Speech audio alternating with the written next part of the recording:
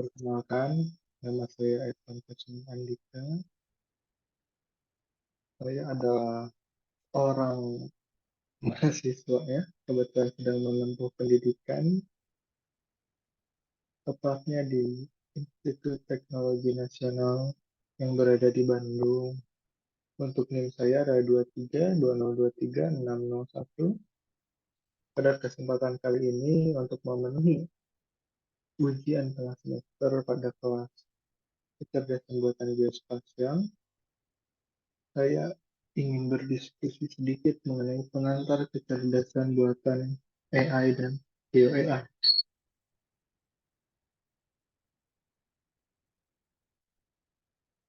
Untuk pembahasan kita kali ini, yang pertama tentu saja ada pendahuluan, lalu ada AI, machine learning, deep learning, geospasial, GeoAI, sistem informasi geografis atau yang biasa disebut SIG, aplikasian GeoAI, dan artificial intelligence atau kecerdasan buatan dalam bahasa Indonesia atau yang biasa kita sebut AI. AI adalah bidang ilmu komputer yang fokus pada pembuatan sistem komputer yang mampu menyelesaikan masalah kognitif mirip dengan kecerdasan manusia, seperti pembelajaran, pemecahan masalah, dan pengenalan pola. Pada AI itu tersendiri memiliki tiga tingkatan atau lapisan. Jadi di dalam kecerdasan buatan ada kecerdasan buatan lainnya. Jadi di lapisan pertama ada artificial intelligence itu sendiri atau AI, lalu ada machine learning, dan yang paling dalam ada deep learning. Untuk kategori AI, pertama ada simbolik tentang logika dan filsafat, koneksionis, musyawarah, evolusioner, biologi evolusioner. Terutama ini, Bayesian mengenai statistik dan probabilitas. Lalu ada analogis atau psikologi. Machine learning, kumpulan algoritma yang dapat mempelajari dan membuat prediksi berdasarkan data, mengoptimalkan fungsi utilitas dalam ketidakpastian, mengekstrak struktur data tersembunyi, dan menggolongkan data. Dalam prosesnya, yang pertama ada satu pengumpulan data, lalu ada dua persiapan data, tiga pelatihan model, empat evaluasi model, dan yang terakhir ada peningkatan kinerja. Untuk jenis algoritmanya itu sendiri, atau model atau metodenya itu sendiri, ada supervised learning, yaitu model prediktif untuk memprediksi hasil di masa depan berdasarkan data historis. Lalu ada unsupervised learning, model deskriptif tanpa target atau label yang ditetapkan. Lalu ada juga reinforcement learning, model latihan untuk mengambil keputusan spesifik dengan tujuan melakukan efektivitas.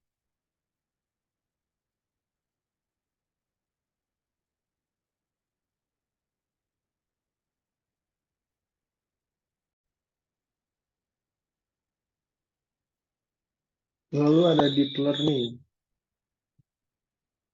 Deep learning, cabang dari machine learning yang melibatkan algoritma berlapis untuk memahami data lebih baik, menggunakan deep neural networks dan banyak lapisan untuk mengekstraksi fitur kompleks dan abstrak. Itu adalah deep learning. Baik, saya akan sedikit memberikan contoh atau contoh paling sederhana dari AI itu sendiri. Kita akan menggunakan ChatGPT, ChatGPT yang dikembangkan oleh OpenAI. Dan saya di sini selamat malam.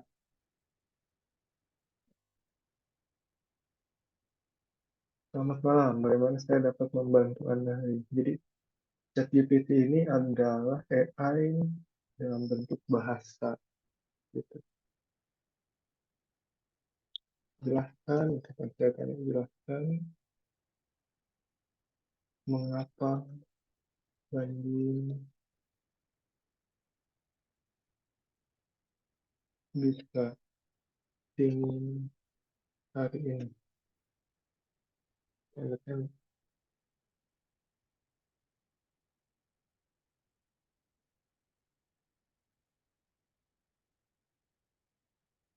Nah, dia menjawab nih.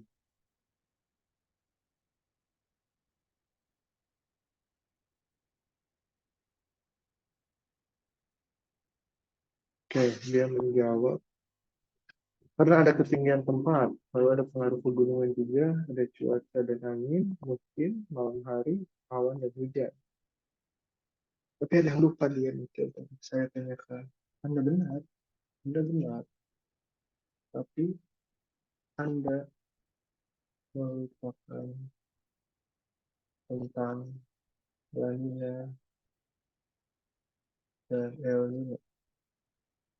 Anda kiri. Anda benar, maaf atas kelupaan tersebut. Dia jawabnya kelupaan. Artinya di sini dia bisa belajar machine learning ya. Artinya dia belajar dengan kita mengingatkannya. Mungkin kita memberikan bahan seperti itu. La Nina terjadi ketika suhu permukaan laut di Samudra Pasifik bagian tengah dan timur lebih dingin dari biasanya, dan El Nino adalah kebalikan. Jadi ChatGPT adalah bentuk sederhana dari AI itu sendiri. Kita lanjut, kita sampai deep learning. Sekarang kita akan membahas geospasial. Geospasial menurut Peraturan Badan Informasi Geospasial Republik Indonesia Nomor 13 Tahun 2021 tentang Sistem Referensi Geospasial Indonesia, Bab 1, Ketentuan Umum Pasal 1, yaitu geospasial atau ruang kebumian adalah aspek keruangan yang menunjukkan lokasi, letak, dan posisi suatu objek atau kejadian yang berada di bawah, pada, atau di atas permukaan bumi yang dilakukan dalam sistem koordinat tertentu. Ada beberapa hal yang perlu kita garis bawahi. Pertama, penjelasan ini menurut Badan Informasi Geospasial atau yang biasa disebut BIG, yang merujuk pada sistem referensi geospasial itu sendiri atau biasa disebut juga RGI, ya, itu adalah kiblat bagi geospasial Indonesia. Itu. Lalu untuk penjelasannya sendiri, yang perlu kita garis bawahi adalah positioning. Positioning, positioning yang dinyatakan dalam bentuk koordinat yang berada di bumi. Positioning yang dinyatakan dalam bentuk koordinat di bumi. Itu dia. Lalu ada Geo AI, yaitu perpaduan antara kecerdasan buatan dan geospasial. Adalah bidang lintas disiplin yang menggabungkan inovasi dalam ilmu spasial, metode AI dalam machine learning atau deep learning, dan data mining untuk mengekstrak pengetahuan dari spesial big data. Lalu di sini ketika kita membahas mengenai AI dan geospasial yang dipadu, maka kita memerlukan sebuah jembatan atau penghubung. Nah, biasanya penghubung ini adalah sistem informasi geografis atau SIG. Untuk penjelasannya sendiri, sistem terdiri dari perangkat lunak, perangkat keras, dan data geografis untuk mengumpulkan, menyimpan, mengelola, menganalisis, dan menjadikan informasi spasial. Komponen utamanya adalah data geografis, perangkat lunak IG, perangkat keras pengguna. Untuk fungsinya itu sendiri, pemetaan, analisis ruang, teori, modeling, visualisasi, dan tentunya dan lain-lain. Aplikasi, untuk pengaplikasiannya, pemetaan dan penilaian jarak jauh, manajemen sumber daya alam, perencanaan kota dan wilayah, manajemen bencana, dan lain sebagainya. Lalu untuk pengaplikasian Geo AI, nah ini adalah produk ya, produk yang dihasilkan oleh sistem informasi geografis atau lebih tepatnya perangkat lunaknya, yaitu memadukan antara data spasial, maaf, yang mengubah data analog menjadi data digital, gitu, dan menggabungkan antara data spasial dengan data administratif. yaitu dalam bentuk peta seperti ini. Ini adalah contohnya peta program Advent yang kebetulan sedang saya kerjakan juga. Ini lebih tepatnya berada di Sumeneb dengan skala 150.000 dan nomor lembar petanya itu 25.000. Mungkin saya berikan contoh untuk pengaplikasiannya. Nah, menggunakan perangkat lunak sistem informasi geografis yaitu ARGIS. Jadi pertama, untuk sistem informasi geografis itu sendiri dapat menyajikan data secara informatif dan mudah diakses, ya. Jadi misalkan contoh sederhananya adalah ada lahan. Baik, pertama-tama ini adalah lahan pertanian, masih dari program Aplen tadi. Hanya saja ini berada di Gorontalo, tepatnya berada di Sulawesi, ya, Sulawesi. Misalkan kita ingin tahu nih, ini lahan siapa? Dan ini lahan-lahan yang akan dijadikan ladang pisang. Ini lahan siapa? Lahan Arlin Mahmud, misalkan. Lalu ingin mengetahui detail informasinya, kita klik aja nih. Nah, keluarkan informasinya. Kabupaten kotanya ada di Gorontalo, kecamatannya Purubala, desanya Toyidito, tahunnya 2021 hingga 2023. Ini untuk tahun untuk mengikuti programnya, ya. Hingga sekarang nama kelompoknya Sukamakmur, nama kelompok tani. Penggarapnya di sini Arlin Mahmud. Nicknya ini, lalu untuk luasannya adalah 1,6 hektar. Jadi data analog menjadi data digital dirubah di sini oleh sistem informasi geografis ini. Seperti itu untuk pengaplikasian Geo AI itu sendiri. Selain ini ada juga misalkan kita bisa sebut ini JUT, Jalan Usaha Tani. Nah, untuk informasinya panjangnya 1.200 meter, lalu ada yang berbentuk, nah mungkin sedikit agak keluar dari pembahasan, bahwasanya data yang digunakan pada saat ini adalah data raster dan data vektor. Data vektornya berupa poligon, line, dan poin. Nah, ini ada poin kan? Poin. Nah, ini untuk sarana prasarana. Tadi ada JWT dalam bentuk line infrastruktur, dan ada poligon untuk lahannya. Seperti itu. Dan untuk yang kuning ini, maksudnya ini adalah sarana prasarana juga. Misalkan ini ada greenhouse, P2L, kita biasa sebutnya P2L, yaitu greenhouse. Seperti itu.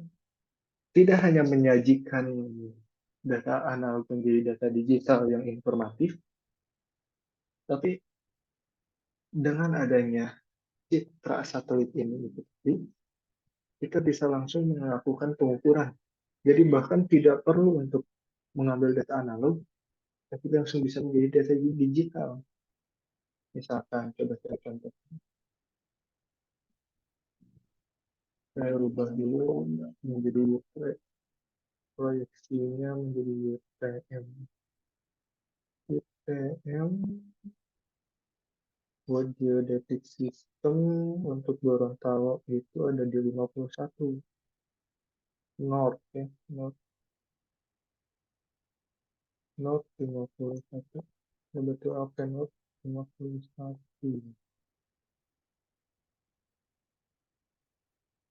Misalkan kita akan langsung melakukan pengukuran. Baik, ada lahan yang ingin diukur nih, misalnya ini lahan batasnya hingga sini nih, misalkan. Langsung aja bisa dilakukan yang namanya metode digitasi.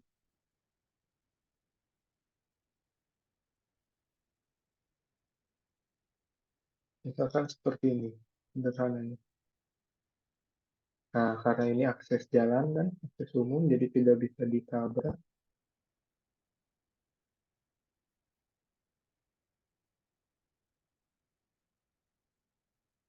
Nah, sederhananya seperti ini. Kita bisa langsung melakukan pengukuran, tidak melalui data analog, tetapi langsung data digital. Seperti itu, dan luasannya pun bisa dimunculkan. Jika coba kita keluarkan eh, luasannya, terus survei, misalnya. Seperti yang ini, kita calculate dalam bentuk hektar. Nah, ini adalah kurang lebih 0,91 hektar atau sekitar 9.100 meter persegi. 0,1 ya. Kita juga bisa melengkapi atributnya, bisa misalkan atas nama siapa, atas nama saya nih, misalkan nama Evan nih, nama anggota, misalkan atas nama saya. Lalu kita bisa memasukkan foto seperti tadi, foto dokumentasinya di sini. Nah, untuk foto dokumentasinya ini dalam bentuk link ya, link alamat di mana foto tersebut disimpan. Ini informasinya masih belum ada, karena ini data baru kan. Jadi seperti itu. Tapi ada catatannya. Catatannya adalah memang dalam pengukuran dan pemetaan modern menjadi lebih praktis. Tapi dalam geodesi, di mana fokus kita terhadap positioning, maka kita juga selalu berfokus kepada yang namanya ketelitian. Nah, ini menjadi permasalahan itu dalam pengukuran dan pemetaan modern, di mana memang metodenya menjadi lebih praktis, tapi ketelitiannya masih dipertanyakan. Lalu solusinya seperti apa? Solusinya adalah masih tergantung kepada citra dan hasil foto udara drone. Seperti itu. Jadi ketelitiannya masih mengacu ke sana. Tapi itu pembahasan yang lain, gitu kan. Yang jelas dalam geodesi kita harus memikirkan juga positioning dan ketelitiannya gitu. Tapi jika citranya ada CSRT, kita satelit resolusi tinggi, misalkan dengan ketelitian di bawah 1 meter, data tersebut bisa dipakai. Data tersebut adalah data yang cukup baik ya. Tapi apalagi jika menggunakan foto udara yang dengan ketelitian 0,406 meter, misalkan 0, di situ kan, itu udah sangat baik, mumpuni gitu kan. Karena sudah dilakukan GCP atau Ground Control Point dan ICP ya, Independent Control Point. Tidak akan saya bahas di sini, itu hanya sekilas. Jadi untuk pengaplikasiannya seperti itu, yaitu tidak hanya berperan sebagai fasilitator ya, atau jembatan antara kecerdasannya itu sendiri dengan data geospasial, sistem informasi geografis juga dapat mengubah data analog menjadi data digital yang informatif, dan tentunya bahkan bisa melakukan pengambilan atau pengukuran dan pemetaan itu sendiri. Nah, seperti itu. Untuk produknya tentu saja peta. Peta ini nanti di layout gitu kan, memiliki standarnya masing-masing, tapi biasanya standarnya atau kiblatnya kita ke layout Badan Informasi Geospasial juga ya, kepada BIG gitu. Kalau ini hanya contoh saja, sederhananya seperti itu. Untuk kesimpulan pembahasan kita kali ini adalah perkembangan AI dan Geo AI memberikan potensi untuk analisis, prediktif, dan preskriptif dalam jangka waktu tertentu, menggambarkan peran penting teknologi dalam memahami dan mengelola informasi konteks secara spasial. Ya, mungkin ini sedikit gambaran, bocoran bahwasanya Secara tidak sadar, skrip dari video ini atau PowerPoint video ini pun sebetulnya dibuat oleh AI. Saya masih menggunakan ChatGPT. Nah, ini dia. Saya berikan bahannya, lalu saya buat perintah bahwasanya buat PowerPoint dari bahan di atas dengan format video slide, konten, lalu dengan bahannya ini, gitu kan. Lalu dia buat kerangka. Dia memberikan judul pengantar kecerdasan buatan dan bio AI yang saya pakai dalam presentasi saya. Tadinya saya mau menggunakan kecerdasan buatan dan bio AI saja, tapi saya pikir jika saya menggunakan judul itu, maka harus ada penjelasan lebih mendalam mengenai AI itu sendiri dan geospasial itu sendiri. Karena di sini masih di permukaan, maka dia mendeteksi bahwa ini hanyalah pengantar, gitu. Jadi saya gunakan judul ini. Lalu dia buat kerangka nih, pendahuluan. Dia bilang definisi kecerdasan buatan AI itu apa, gitu kan. Applied AI, machine learning, definisi dan peran machine learning, gitu kan. Ada Geo AI di sini, untuk yang Geo AI-nya apa, hingga penutup. Seperti itu. Baik, mungkin hanya sekian yang bisa saya sampaikan. Mohon maaf atas kekurangannya, dan jika ada kesalahan silahkan dikoreksi. Saya izin pamit diri. Terima kasih banyak.